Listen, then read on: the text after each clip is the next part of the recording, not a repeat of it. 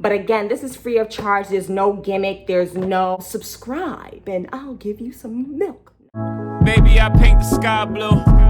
My greatest creation was you. Welcome to Kale Cupcakes and Diapers. Please be sure to like, comment, and subscribe, especially if you're interested in healthy-ish eating or anything dealing with babies and kids.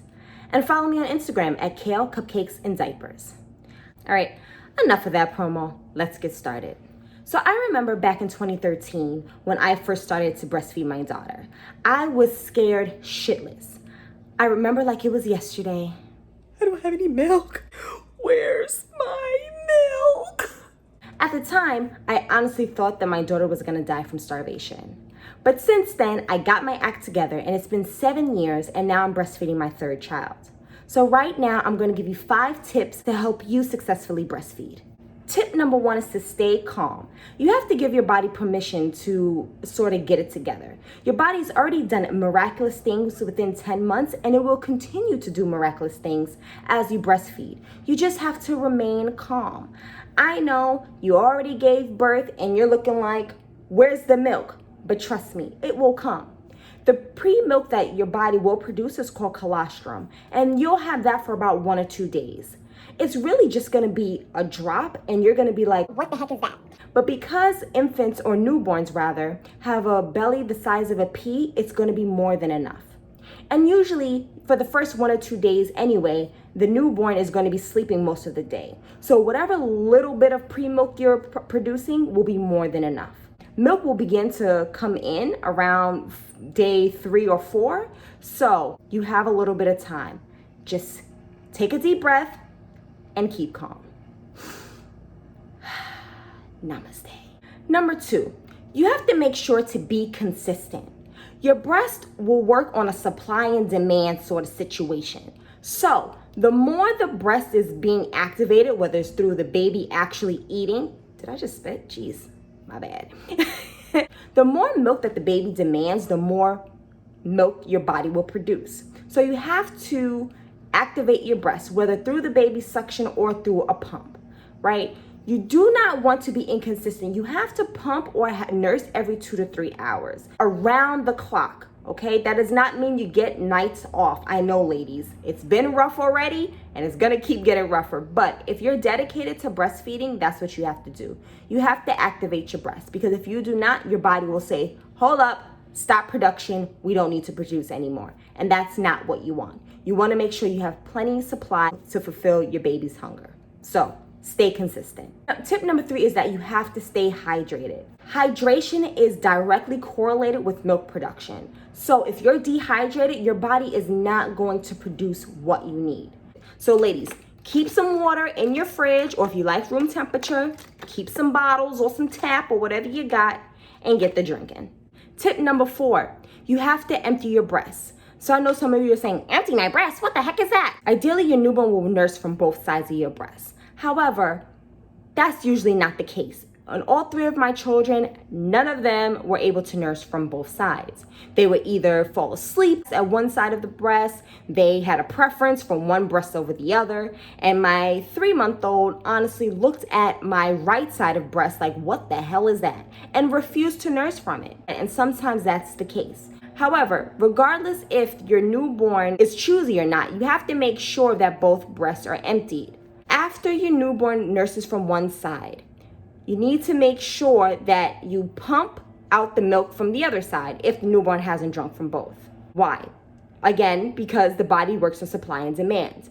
If you have milk in one breast and it's just resting there for an extended amount of time, your body's gonna say, okay, we're giving too much milk, let's cut back. And again, we want to be successful at breastfeeding, which means we have ample amount of milk. So ladies, please make sure after your baby nurses from one side, you have them nurse from the other. If they do not, if they choose not to, because they don't want to, or because they're sleeping, or because they're choosy, that's okay. Get your pump and pump out the milk from the other side. You and your body will thank me later. The 5th and final tip is that you have to massage your breasts. As the milk begins to come in, your breasts are going to start getting firm. And you don't want to have engorgement, which I think I mentioned in my last video. Engorgement is just when you have so much milk inside of your breast, it gets really, really hard. And sometimes it's hard for the breast to release the milk because it's so firm. So you have to make sure to massage your breast. You want to make sure you go like this. Sorry, let's step on my tiptoes. You want to do like in a circular motion all over your breast, especially when the baby's nursing, as well as when you're pumping. This will make sure that the milk is able to clear out of your breast as efficiently as possible so that you don't get any clogged ducts. Clogged ducts is just sort of like when the milk gets stuck inside of like a duct essentially that's in your breast, and it'll be, not only is it painful, not only can it get infected, but it'll also prevent you from emptying out your breast, which will cause a whole bunch of other issues and pain. So don't do that, okay? So make sure you massage your breast. I said 5, right? But I think I'm making good time, so I'm gonna give you the 6th tip, okay? Make sure you have a backup plan. I know I was blessed to be able to nurse all 3 of my children, but sometimes your body might not be on board with your plans, and that is okay. I know people say breast is best, and yes, breastfeeding is definitely important and definitely a great thing to do if you can. But you know what's better than a breast? Just making sure your baby's happy. That's better than breast, right? If your baby can't be happy on your breast, then you have to do what you have to do, and you have to get formula. This go around, there was some issues with my breast. I was severely engorged and I wasn't able to nurse. So I had purchased 6 packs of Enfamil that I had. And thankfully I didn't have to use it because my breast finally got it together when I started using my nipple shield that I also talked about in my last video. But sometimes breasts don't get it together, and that's okay. So I still have 6 packs of Enfamil that I'm going to give away. I'm just going to help whoever needs it out. We're in the middle of a pandemic. I know a lot of people are financially tight, and this may help some people. So this is the Enfamil Gentlease for easing gas, fussiness, and crying.